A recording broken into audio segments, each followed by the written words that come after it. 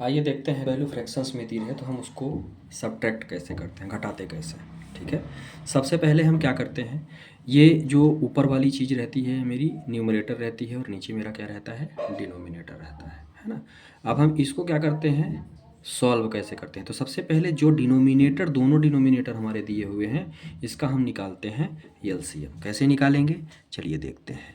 तो एलसीएम निकालने के लिए हम क्या प्रोसीजर अपनाते हैं, सबसे पहले देखते हैं कि ये कौन सी संख्या से छोटी संख्या से कटेगा। तो ये अभी मेरा 2 से डिविजिबल हो रहा है दोनों, तो 2 5 जा 10 और 2 10 जा 20। ठीक है, यहाँ 10 है, यहाँ 5 है, तो ये 2 से तो कट जाएगा लेकिन ये नहीं कटेगा। तो चलिए सबसे पहले इसको ही काट देते हैं। तो ये हो गया 2 5 जा 10 और ये 5 मेरा ऐसे कि ऐसे उतर जाएगा। आ गया समझ में। फिर इसके बाद हम क्या करेंगे, अब ये दोनों 5 से डिविजिबल हैं तो ये दोनों 5 से कट जाएंगे। ठीक है, तो यदि मैं एलसीएम की बात करता हूँ तो मुझे क्या मिल गया, एलसीएम मुझे मिल गया 2 इंटू 2, क्या क्या मिला, 2 इंटू 2 इंटू 5 है ना। तो 2 इंटू 2 इंटू 5, तो ये कितना मिल गया मुझे 20। 2 2 जा 4 5 जा 20। तो जो मेरा एलसीएम मुझे मिला, एलसीएम मुझे क्या मिल गया, 20 मिल गया। आ गया समझ में। अब जो एलसीएम मिला है तो हम इन सभी के नीचे एक लाइन खींचेंगे और इन दोनों का एलसीएम मुझे मिला हुआ है डिनोमिनेटर का, तो हम 20 को क्या करेंगे, डिनोमिनेटर में ही लिख देंगे। आ गया समझ में। अब आगे क्या करेंगे, आगे की जो कंडीशन करेंगे, जो डिनोमिनेटर है उसका डिनोमिनेटर से ही हम क्या करते हैं, डिवीजन करते हैं। आ गया समझ में।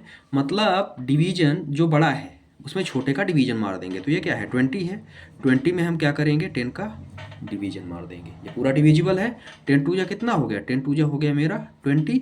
और जो ये 2 आया, इस 2 का यहाँ पे यहाँ का तो डिवीजन मारते हैं, और जो 2 आता है उसको हम ऊपर, जो भी इसका कोसेंट आएगा उस कोसेंट का हम ऊपर, या आंसर आएगा उसका हम क्या करते हैं, ऊपर मल्टीप्लाई मार देते हैं। तो 7 इंटू 2, 7 इंटू 2 यदि हम करेंगे तो मुझे कितना मिल गया, 14। आ गया समझ में। अब बीच में माइनस है, सब्ट्रैक्ट करना है, माइनस कर दो आप। 20 सेम कहानी अभी इसके साथ करेंगे, वही 20 अपान 20 है, मतलब 20 डिवाइडेड बाय क्या कर देंगे, 20, 20 बन जा 20। यहाँ तक समझ में आ गया। अब ये जो 1 आया, अब हम इसको सॉल्व कर रहे हैं, तो ये जो 1 आया, इस 1 का हम क्या करेंगे, यहाँ पे मल्टीप्लाई मार देंगे। डिनोमिनेटर का डिनोमिनेटर में डिवीजन मारेंगे और इसके बाद न्यूमरेटर में जो कोसेंट आएगा उसका मल्टीप्लाई मार देंगे। तो यहाँ पे कितना आ गया, ये हो गया मेरा 8। आ गया समझ में। घटा दीजिए, यदि आप इसमें घटाते हैं 14 में 8 को घटाते हैं तो कितना आ जाएगा, 6 आएगा। ठीक है, 14 minus 8 equal to 6, 8 plus 6 equal to 14 होता है। अपान में कितना आ गया, 20 आ गया। यहाँ तक समझ में आ गया है आपके। अब चलिए आगे चलते हैं। ये तो मेरा फाइनल आंसर है, या इसको आप लोवेस्ट टर्म में चेंज कर दो। तो 2 3 जा कितना आ गया, 6 आ गया, और 2 10 जा 20 होता है। तो यहाँ पे क्या हो गया, 3/10, यही इसका क्या हो जाएगा, आंसर हो जाएगा। सब्ट्रैक्शन में कभी कभी क्या होता है, कभी कभी जो वैल्यू होती है ये वाली वैल्यू छोटी हो जाती है और ये वाली वैल्यू बड़ी हो जाती है।